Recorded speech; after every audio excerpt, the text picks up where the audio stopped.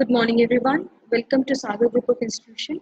I'm Payal Saiju, Associate Professor at SIRTS Pharmacy Bhopal. I'm in pharmacognosy and I'm taking pharmacognosy and pharmacochemistry second BP 504 theory. My topic for today's lecture is primary and secondary metabolites. So the contents of the slides are metabolites, plant metabolites, in which we are going to study primary metabolite and secondary metabolite. Then the difference between primary metabolite and secondary metabolite, and the first very part of the first unit, that is shikimic acid pathway. So let us understand what is metabolites.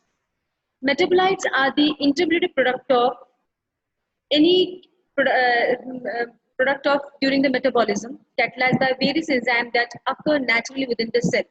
Examples: antibiotics, pigments. The term metabolites are usually used for molecules. The various functions of metabolites include fuel, structure, signaling, catalytic activity, defense, and interaction with other organisms.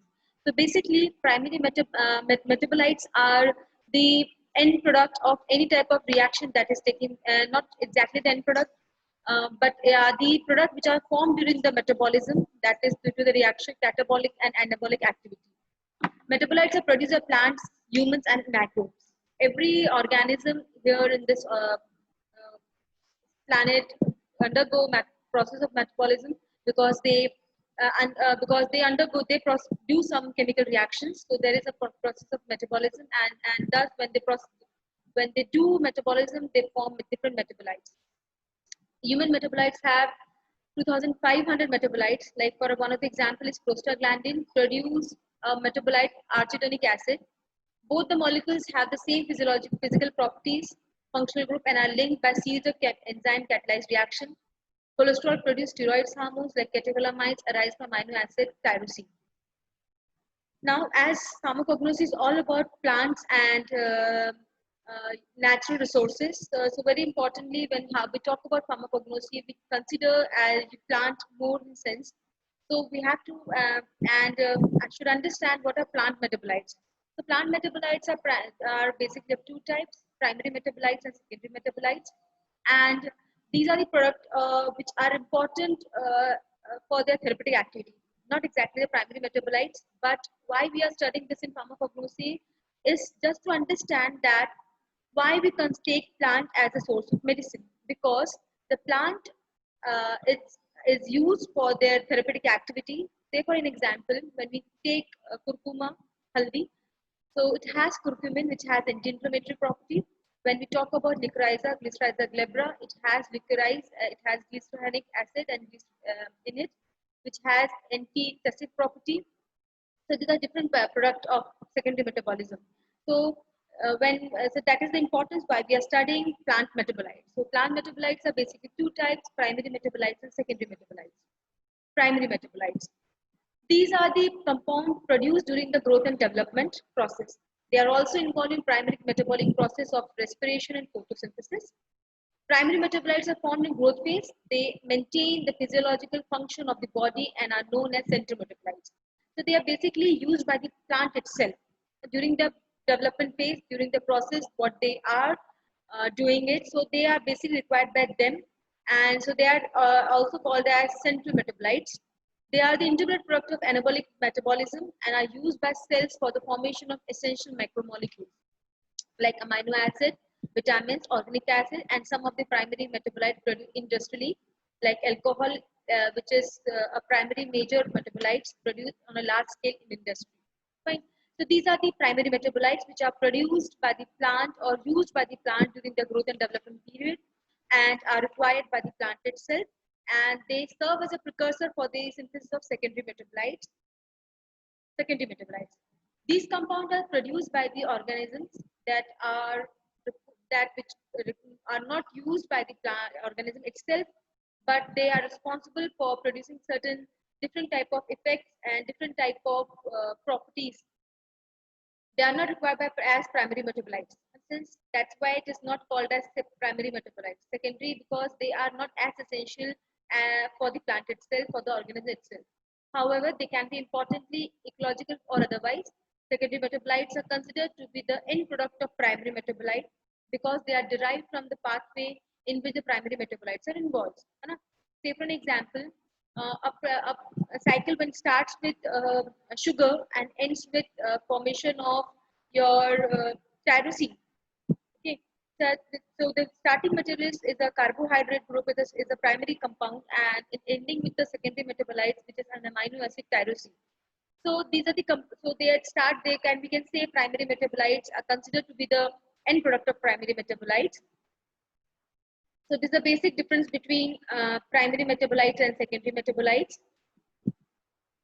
Primary metabolites required for growth and maintenance of cellular function, whereas secondary metabolites are responsible for ecological function. Primary metabolites occur at growth phase, whereas these are secondary metabolites. When we talk about secondary metabolites, they occur at stationary phase. Produced in large amount, primary metabolites, whereas secondary metabolites are produced in small amount and they are difficult to extract as such. Primary metabolites are common in every species, whereas secondary metabolites are different species. Primary metabolites perform physiological function in the body, whereas secondary metabolites are derived from the primary metabolites and they doesn't perform any direct function on the body. Example of primary metabolites are carbohydrates, vitamins, ethanol, lactic acid, whereas secondary metabolite examples are phenolics, steroids, antibiotics, pigments. As the syllabus of pharmacognosy includes secondary metabolites, so it is very important to understand how these secondary metabolites, which are going to be used as the therapeutic agent, are produced in the plant. If we are going to take Vinca rosea, Catharinthus roseus belonging to family Apocynaceae for its anti-cancer property, so we should understand how this vincristine, vinblastine, which is going to produce anti-cancer activity, is produced in the plant. For this, we need to understand shikimic acid pathway. Shikimic acid pathway occur in plants, bacteria, and fungi. They take place only in plant, bacteria, and fungi, but it's not produced in animals. So it is it is a very important point is that the shikimic acid pathway is responsible for production of vitamins, aromatic amino acids, phenylalanine, tyrosine, tryptophan, which is an essential amino acid. So that means human cannot produce essential amino acids, but plants, bacteria, fungi, they do produce essential amino acids, and thus we have to take them as a source of secondary metabolites. It also occurs of precursor which are converted to an array of natural products. The sequence of reaction leading to aromatic amino acid branch of chorosmic acid.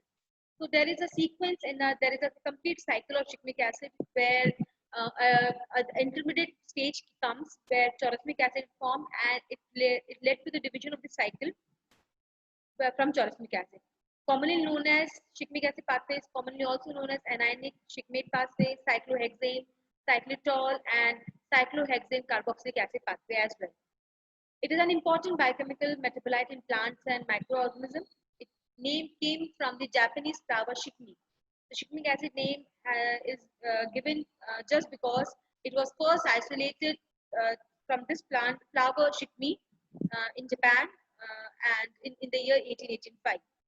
And the first step of shikimic acid pathway is the condensation of erythrospore 4-phosphate and phosphanol pyruvate. So this is the first step of shikimic acid pathway where erythrospore phosphate and phosphanol pyruvate get condensed together to form another compound. And erythrospore phosphate is the product come from the pathway pentose phosphate pathway. That is a pathway where which is a primary pathway we can say, and phosphanol pyruvate come from glycolysis pathway. So this is the very first step of shikimic acid pathway. So let us understand from where we are going to get the very first compound from the shikimic acid pathway, which is going to form the secondary metabolite.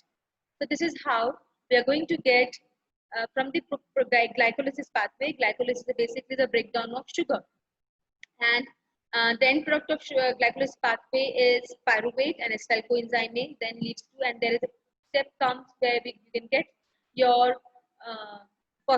your pentose phosphate, and this part is going to come in the pathway with pentose phosphate pathway, from where you're going to get erythrospore phosphate. Okay, So these are two important compounds. Phosphoenol pyruvate you're going to get from glycolysis pathway, and your erythrospore phosphate, which are you going to get from the pentose phosphate pathway. And when these two compounds combine together, they form a compound 2-keto 3-deoxy 7-phospho D-glucoheptonic acid.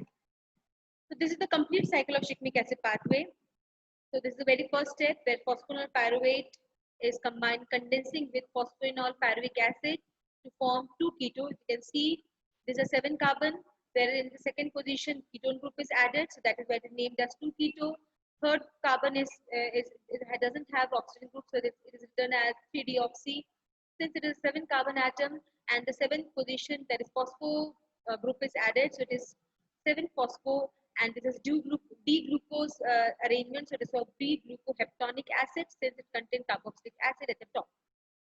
The second step, and the third step is 3-dehydroshikimic acid. 3-dehydroshikimic acid is the third step, from where it is going to convert into 3-dehydroshikimic. From there it is going to convert into shikimic acid. From shikimic acid it forms shikimic acid 3-phosphate, and from shikimic acid 3-phosphate another phosphate group is going to be added, so it's going to form chaurosmic acid. This is the intermediate state where chaurosmic acid is going to be divided into two parts. One part is going to form enthenic acid. From enthenic acid it is going to form tryptophan, and from again in the second step where chaurosmic acid is either going to form prefenic acid. Prefenic acid will divide into two compounds. Either it's going to form phenyl pyruvic acid or para-hydroxy pyruvic acid. Phenyl pyruvic acid is going to form phenylalanine, and para-hydroxy phenyl pyruvic acid will form tyrosine. So this is all about shikimic acid pathway. So thank you for today. Thank you for joining us. I'm Payal Saiju from SIRTS Pharmacy. Uh, discuss this topic. We are going to continue this topic in the second video. Thank you so much.